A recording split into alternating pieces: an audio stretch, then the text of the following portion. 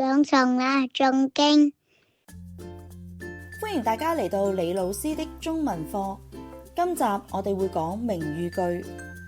平日你哋有冇聽過打比方呢樣嘢呢？即係話某樣嘢似另一樣嘢。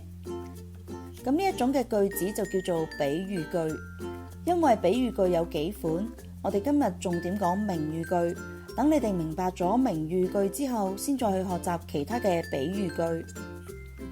名語句就係用兩樣相似或者相近嘅東西嚟到打比方，使人更容易想像。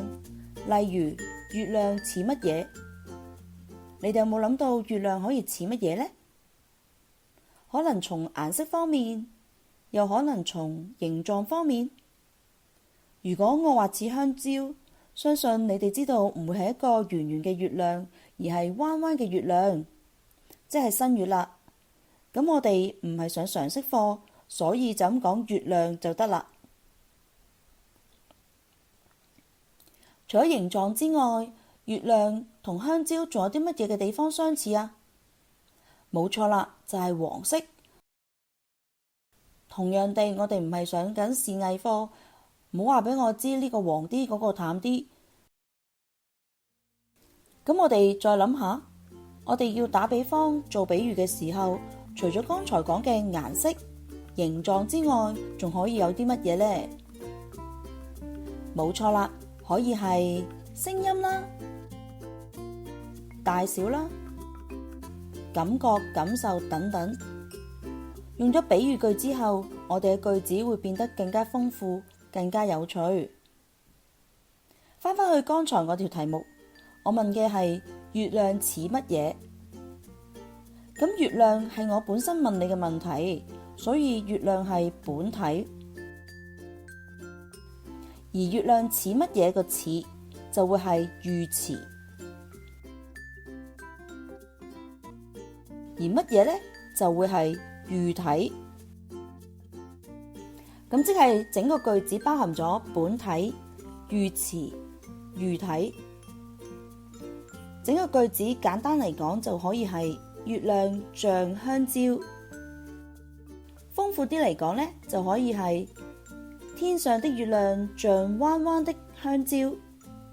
再豐富啲，當然可以係今天晚上天上的月亮像彎彎的香蕉。我哋可以喺比喻句嘅句子裏邊適當嘅位置加入補充嘅成分，令到句子更加豐富、更加清楚。好啦，咁如果係天上的星星像鑽石，你哋又分唔分到本體、喻詞同喻體啊？相信你哋都會知道答案，星星是本體，或者天上嘅星星係本體，像係喻詞，鑽石係喻體。好，到句子創作啦。而家咧創作一句比喻句，咁而喺創作比喻句裏邊呢，我哋需要聯想同埋聯繫兩件東西。咁而家條題目就會係妹妹同埋蘋果。睇咗題目之後，可能你哋就會覺得啊，其實妹妹同埋蘋果有啲咩嘢相似嘅地方呢？咁我相信你哋都會發現到整體上邊呢係冇嘅。咁但係局部嘅話呢就會有啦。譬如妹妹嘅臉頰似蘋果。咁因為無端端妹妹嘅臉唔會似蘋果噶嘛，咁所以我哋就要去諗下究竟佢哋有啲乜嘢共同點、相似點咯。咁相信同學都會知道蘋果應該係紅蘋果而唔會係青蘋果，係咪？好啦，咁佢咩時候會變咗紅蘋果呢？咁當然可能係熱嘅時候啦，做完運動之後啦。咁我哋個例句係上完體育課後，妹妹的臉頰像紅蘋果，或者我哋可以將個紅蘋果拆開，上完體育課後，妹妹的臉頰紅得像蘋果。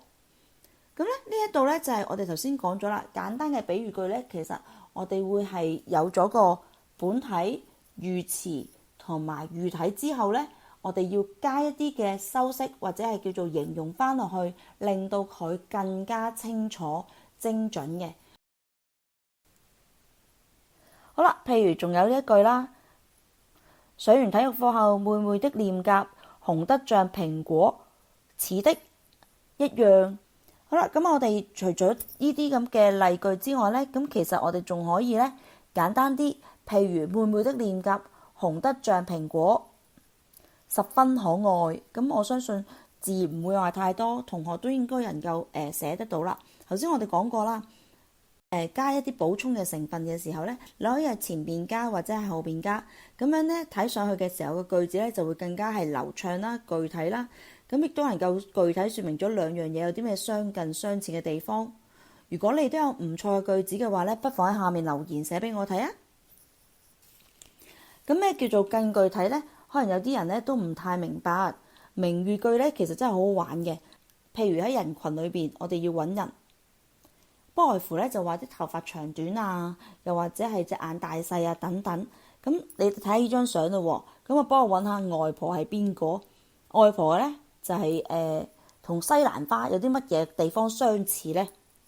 究竟係整體上面相似啊，定還是係局部嘅地方相似呢？咁你又知唔知道邊一個係外婆啊？好，我相信你哋都知道啦，應該係西蘭花係同外婆個頭髮有關啦。咁外婆嘅頭髮係咪呢邊個 BB 咁，定還是隔離嘅女士咁樣呢？咁頭髮究竟係同西蘭花嘅形狀啊，定還是顏色呢？咁我講緊嘅係西蘭花喎，唔係椰菜花啊。咁我哋個例句係外婆嘅捲髮像西蘭花一樣蓬鬆又可愛。我相信你哋好快揾到西蘭花頭嘅外婆係邊個啦？冇錯啦，就係中間呢一位。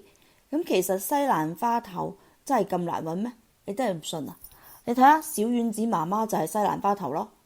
咁你哋覺得呢兩者有啲咩相似嘅地方啊？頭先我問咗你係咪顏色啊？顏色方面我哋頭先講咗啦，如果你係顏色嘅話，應該係椰菜花而唔係西蘭花喎。咁其實就係佢嘅形狀相似嘅。咁今日呢，我哋就因為時間關係啦，就講到呢一度。咁我哋今日學咗啲咩呢？明喻句嘅定義同埋用途啦，認識咗明喻句嘅結構啦，仲有通過實例呢，增強咗你哋運用明喻句嘅能力啦。再見。